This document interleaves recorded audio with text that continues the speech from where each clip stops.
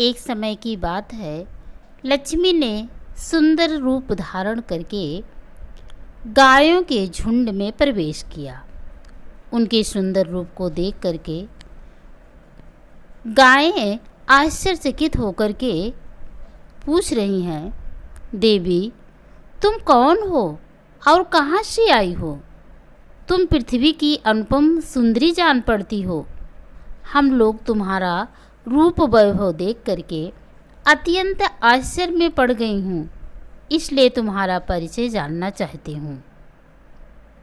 सुंदरी, सच सच बताओ कि तुम कौन हो और कहाँ जाओगी?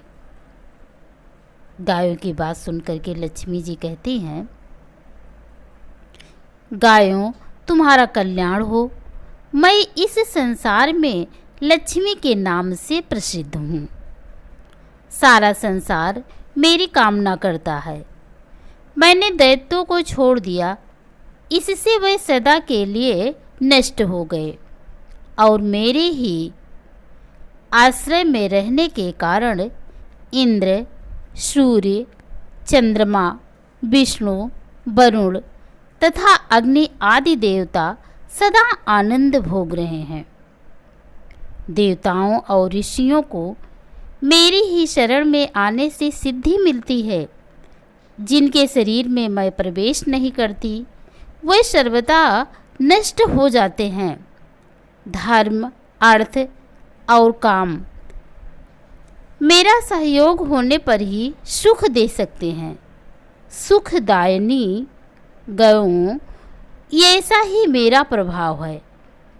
अब मैं तुम्हारे शरीर में सदा निवास करना चाहती हूँ और इसके लिए स्वयं ही तुम्हारे पास आकर प्रार्थना करती हूँ। तुम लोग मेरा आश्रय पा करके श्री संपन्न हो जाओ। गायों ने कहा, देवी तुम बड़ी चंचला हो, कहीं भी स्थिर होकर नहीं रहती हो। इसके सिवा तुम्हारा बहुतों के साथ एक सा संबंध है, इसलिए हमको तुम्हारी इच्छा नहीं है। तुम्हारा कल्याण हो। हमारा शरीर तो यूं ही हष्ट-पुष्ट और सुंदर है, हमें तुमसे क्या काम? तुम्हारी जहाँ इच्छा हो वहाँ चली जाओ। तुमने हमसे बातचीत की, इतने ही से हम अपने को कृतार्थ मानती हूँ। लक्ष्मी ने कहा, गयों तुम ये क्या कह रही हो? मैं दुर्लभ और सती हूँ, फिर भी तुम मुझे स्वीकार नहीं कर रही हो, इसका क्या कारण है? आज मुझे मालूम हुआ कि बिना बुलाए किसी के पास जाने से अनादर ही मिलता है। यह कहावत अक्षरशः सत्य है। उत्तम व्रत का पालन करने वालों धेनुओं, देवता, दानव, गंधर्व, पिशाच, नाग, राक्षस और मनुष्य बड़ी उग्र तपस्या करके मेरी सेवा का सौभाग्य प्राप्त करते हैं।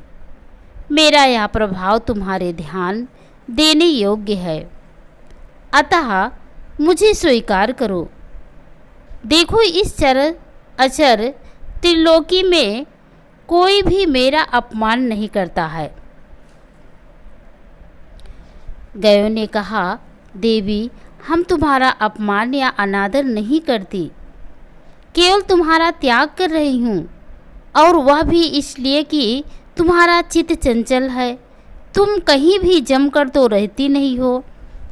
अब बहुत बातचीत करने से कोई लाभ तो है नहीं। तुम जहाँ जाना चाहो वहाँ चली जाओ। हम सब लोगों का शरीर यों ही हष्ट पुष्ट एवं प्राकृतिक शोभा से युक्त है, फिर भी हम तुम्हें लेकर क्या करेंगी? लक्ष्मी ने कहा, गायों तुम दूसरों का आदर देने वाली हो। यदि तुम मुझे त्याग दोगी तो सारे जगत में मेरा अनादर होने लगेगा। इसलिए मुझ पर कृपा करो। तुम महान सौभाग्यशालिनी हो और सबको शरण देने वाली हो, अतः मैं तुम्हारी शरण में आई हूँ। मुझ में कोई दोष नहीं है। मैं तुम लोगों की सेविका हूँ, यह जानकर मेरी रक्षा करो। मुझे अपनाओ, मैं तुमसे सम्मान चाहती हूँ। तुम लोग सदा सबका कल्याण करने वाली, पूर्णमयी, पवित्र और सौभाग्यवती हो। मुझे आज्ञा दो, मैं तुम्हारे शरीर के किस भाग में निवास करूं? गायों ने कहा, यशस्विनी, हमें तुम्हारा सम्मान अवश्य करना चाहिए। अच्छा, तुम हमारे गोबर और मूत्र में निवास करो, क्योंकि हमारी ये दोनों वस्तुएं परम पवित्र हैं। लक्ष्मी ने कहा, धन्य भाग जो तुम लोगों ने मुझ पर अनुग्रह किया। मैं ऐसा ही करूँगी। सुखदायिनी गायों, तुमने मेरा मान रख लिया, अतः तुम्हारा कल्याण हो। इस प्रकार गायों के साथ प्रतिज्ञा करके लक्ष्मी उनके देखते देखते वहाँ से अंतर्ध्यान हो गई और गायों के गोबर और मूत्र में सदा के लिए निवास करने लगी।